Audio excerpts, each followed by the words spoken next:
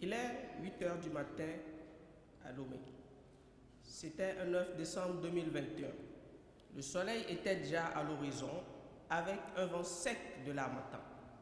Quand Maître Kofi, conseil de Ferdinand Haïté, journaliste d'investigation, reçut un coup de fil de son client l'informant d'une convocation que vient de lui délaisser la brigade de recherche et d'investigation avec pour obligation de comparaître dès réception. Son conseil lui demanda de s'y rendre, le temps de le rejoindre. Stoïquement, sans connaître l'objet de la dite convocation et sans disposer de délai pour l'organisation de sa défense, Ferdinand se rendit dans les locaux de la dite brigade. Il fut rejoint quelques minutes plus tard par son conseil et les deux furent reçus par le commandant de la brigade qui projeta sur un petit écran dans son bureau l'extrait d'une émission animée quelques jours plus tôt par Ferdinand et deux de ses confrères, Isidore et Joël. Dans le dit extrait, le journaliste interpellait la conscience de deux ministres du gouvernement togolais, celui du commerce et de la justice, sur la nécessité de faire une gouvernance saine, surtout en raison de leur manteau d'homme de Dieu. Il insista également sur la nécessaire transparence qui doit prévaloir dans la gestion des comptes publics. Ferdinand se reconnut dans les dits propos, mettant en avant sa casquette de journaliste, une profession protégée par la loi numéro 2004-015 du 27 août 2004 portant code de la presse et qui consacre le principe de la dépénalisation des délits de presse. Suivant ce principe, aucun journaliste ne peut être emprisonné pour des propos tenus dans l'exercice de sa profession. La défense était belle, mais c'était sans compter sur la rage des ministres plaignants qui voulaient en découdre avec le mis en cause qu'ils voulaient voir derrière les barreaux. Il fallait donc creuser pour trouver une disposition qui permettrait de justifier l'incarcération du journaliste. Le parquet, fer de lance de l'État, fut appelé à la rescousse. Il se débrouilla pour coller aux journalistes les dispositions des articles 490 et suivants du Code pénal, dispositions générales aux dépens du Code de la presse, dispositions spéciales. L'atmosphère devint morose. Le réel danger d'une privation certaine de liberté d'un journaliste en fonction s'installa dans le bureau du commandant qui notifia sur un ton lyrique aux journalistes sa garde à vue en attendant la poursuite des enquêtes. Comme dans un feuilleton, les grilles d'une minuscule cellule noire retentirent derrière le journaliste qui eut pour compagnon des délinquants ordinaires. Mais jusque-là, Ferdinand était loin de s'imaginer qu'il fêterait la Noël loin de sa famille et la Saint-Sylvestre dans la hantise des affreux jours passés abusivement en détention dans sa minuscule cellule qui contenait plus de monde que sa capacité d'accueil où il mangeait et faisait ses besoins avant de rejoindre plus tard la prison civile de Lomé. La mesure de l'incarcération d'une voix critique enflammant la toile et passant en boucle sur les chaînes nationales et internationales.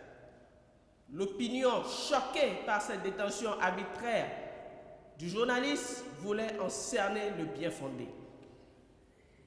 Acculé de tous les côtés, le procureur de la République fit une sortie médiatisée par laquelle il soutint que l'arrestation du journaliste est justifiée par le support de l'information, notamment le média YouTube, qui ne serait pas couvert par la dépénalisation prévue par le Code de la presse. Pour lui, les dispositions du droit commun, notamment les articles 490, 491, 492 et 497 du Code pénal doivent s'appliquer. En effet, le Code de la presse au Togo ne prévoit que des amendes pour les délits de presse, tels les fausses informations et la diffamation. Aucune peine de prison ne doit être appliquée.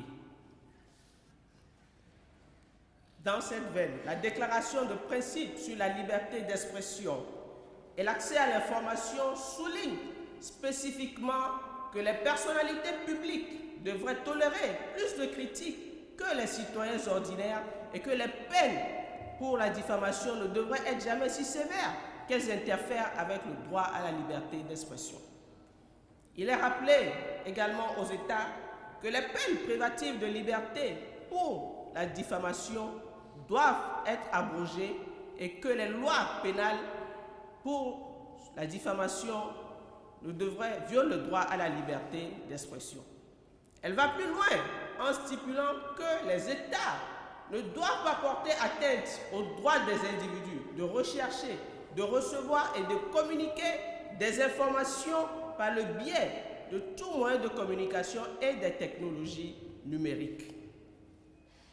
La Constitution togolaise, en son article 15, prévoit en des termes clairs que nul ne peut être arbitrairement arrêté ou détenu. Quiconque est arrêté sans base légale ou détenu au-delà du délai de garde à vue peut, sur sa requête ou sur celle de tout intéressé, saisir l'autorité judiciaire désignée à cet effet par la loi. L'alinéa 2 de l'article 13 du même texte dispose dans la même corde que nul ne peut être arbitrairement arrêté ou détenu et privé de sa vie et de sa liberté. Au Togo, formellement, la liberté de presse est reconnue et garantie par l'État. Les modifications apportées de temps à autre répondent à l'évolution et au contexte, surtout avec l'apparition de nouveaux médias pour mieux garantir la liberté des citoyens. Si l'article 497 du nouveau code pénal prévoit des peines privatives de liberté concernant le délit de diffamation, il faut affirmer avec véhémence que cette disposition appliquée à la presse restaure dans le pays la pénalisation du délit de presse, pourtant supprimée par le Code de la presse et de la communication depuis son adoption en 2004.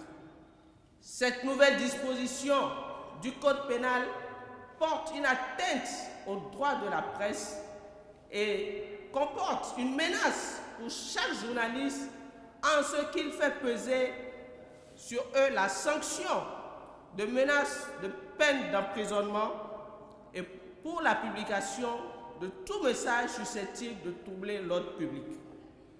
Les abus que ce type de disposition peut susciter sont extrêmement dangereux pour la profession. En ce 21e siècle, en 2021, au Togo, où la dépénalisation du délit de presse est une réalité à travers les institutions de la République. Comment comprendre que le garde des Sceaux, garant des attributs des juridictions et responsable de la justice, puisse abuser de son autorité en faisant incarcérer un journaliste qui a tenu des propos dans l'exercice de ses fonctions, se réfugiant derrière le code pénal, obligeant son préposé, le procureur de la République, à forcer une base légale pour justifier la détention abusive du journaliste. Pourtant, au travers de l'adoption du Code de la presse et de la communication, la dépénalisation suppose qu'aucun journaliste ne peut être détenu et être condamné à des peines d'emprisonnement, mais seulement à des peines de paiement des amendes. Le débat juridique entre le parquet poursuivant, le juge d'instruction qui mit Ferdinand sous mandat de dépôt et le conseil de Ferdinand était de savoir si YouTube est un réseau social pour justifier l'application de l'article 497 du Code pénal ou un média social pour nécessiter l'application du Code de la presse. Force est de constater que Ferdinand n'a jamais nié d'avoir tenu les propos qui lui étaient reprochés, ce qu'il ne pouvait guère, compte tenu de l'évidence de la preuve audiovisuelle en cause. Qu'est-ce qui justifiait donc sa détention à supposer qu'il n'y eut pas de débat sur l'application du Code pénal? Mesdames et messieurs, rien de plus que l'on assiste une fois de plus à la loi de la force qui a de nouveau supplanté la force de la loi. L'objectif poursuivi par le garde des Sceaux ainsi que les bourreaux des journalistes était de faire endurer des souffrances à un journaliste qui n'a pas une langue de bois vis-à-vis du pouvoir en place et qui est suivi partout dans le monde entier par des citoyens togolais qui ont soif d'informations crédibles et objectives.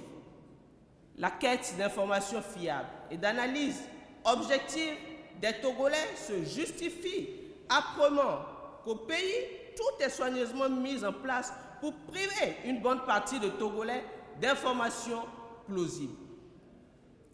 Malgré la mauvaise qualité de la connexion Internet au Togo, l'émission animée par Ferdinand sur YouTube arrive à éclairer la lanterne de beaucoup de citoyens de l'intérieur du pays qui se font tant bien que mal une idée réelle de l'actualité du pays.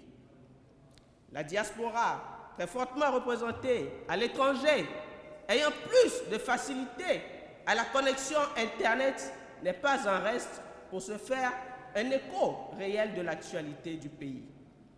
Et cette situation de veille, d'éclairage des lanternes de plusieurs citoyens sur beaucoup de sujets n'est pas du tout du goût du pouvoir qui a bondi sur l'occasion pour faire écrouer un journaliste qui a tenu des propos dans l'exercice de ses fonctions. Dans l'optique de l'intimider pour le contraindre à mettre fin à son émission qui a acquis une très forte audience et le faire taire définitivement. Ferdinand, après ce sombre chapitre de sa profession de journaliste, peut-il encore exercer sa profession en toute quiétude, animer son émission avec la même ardeur, sans la crainte de recevoir une convocation et se retrouver de nouveau derrière les barreaux? Ses autres confrères journalistes, à travers la situation subie par Ferdinand et la réalité persistante de l'article 497 du Code pénal, peuvent-ils encore exprimer en toute indépendance leurs opinions, caractéristiques fondamentales de la mission de journaliste? Patrick Poivre d'Avord, journaliste écrivain, disait que le but du journalisme n'est ni de déplaire ni de complaire, c'est de remuer la plume dans la plaie. La plume est aujourd'hui le micro et la caméra. Le journalisme est une profession protégée. Nous y gagnerons tous à mettre en application les dispositions garantissant sa protection. Ceci est un gage certain pour la démocratie et l'état de droit pour tous. Nous avons besoin d'eux pour la vraie et la réelle information et en temps réel. Protégeons-les, défendons-les, j'ai dit.